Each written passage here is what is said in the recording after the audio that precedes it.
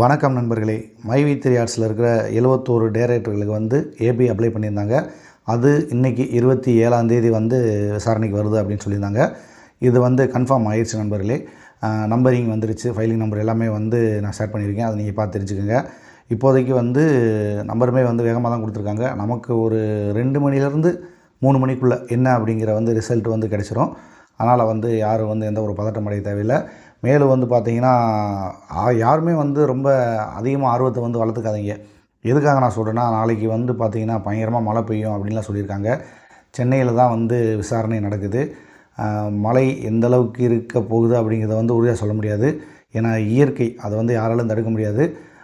ஒருவேளை நாளைக்கு கூட தள்ளி வைக்கிறதுக்கும் வாய்ப்பு இருக்குது. அது என்ன நடக்குது அப்படிங்கிறத வந்து நம்ம பொறுத்து தான் பார்க்கணும்.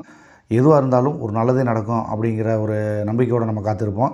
சார் நண்பர்களே, இப்போ வந்து பார்த்திங்கன்னா இந்த டீட்டெயில்ஸ் எல்லாமே வந்து நம்ம குரூப்பில் வந்து ஷேர் பண்ணியிருக்கேன். அதாவது வந்து டெலகிராம் குரூப்லேயும் வாட்ஸ்அப் குரூப்லேயும் ஷேர் பண்ணியிருக்கேன். அதில் நீங்கள் போய் பார்த்து ஃபுல் டீட்டெயில் வந்து தெரிஞ்சுக்கலாம். அப்படி நீங்கள் பார்க்கும்போது வந்து சேனலை வந்து ஃபாலோ பண்ணிக்கோங்க. அதிலே வந்து வாட்ஸ்அப் சேனலுக்குள்ளே நீங்கள் உள்ளே போகிறீங்கன்னா மேலே வந்து ஃபாலோ பண்ணிவிட்டு அந்த நோட்டிஃபிகேஷனுமே ஆன் பண்ணி விட்ருங்க. அப்போ தான் வந்து உங்களுக்கு ஃபுல் டீட்டெயில் வரும். ஏன்னா எல்லா தகவலும் வந்து யூடியூப்பில் வந்து டேரெக்டாக சொல்லிட்டு இருக்க முடியாது, டைம் கிடைக்காது. அதனால் வந்து சிம்பிளாக அதில் ஷேர் பண்ணிட்டோம்னா அதை எல்லோரும் பார்த்து தெரிஞ்சுக்குவாங்க. சார் நண்பர்களே, இன்றைக்கி என்ன நடக்க போகுது அப்படிங்கிறத வந்து பொறுத்திருந்து நம்ம பார்க்கலாம். மேக்ஸிமம் வந்து 1 மணிக்கு மேலே எல்லாமே எதிர்பாருங்க. அதுக்கு முன்னாடி வந்து யாரும் எதிர்பார்க்க வேணாம். சரி நண்பர்களே, எது நடந்தாலும் நல்லதாகவே நடக்கட்டும். மீண்டும் ஒரு பயனுள்ள ஒரு தகவல் உங்களை சந்திக்கிறேன். மெய்ப்பொருள் காண்பதறிவு. வாழ்க வளமுடன்.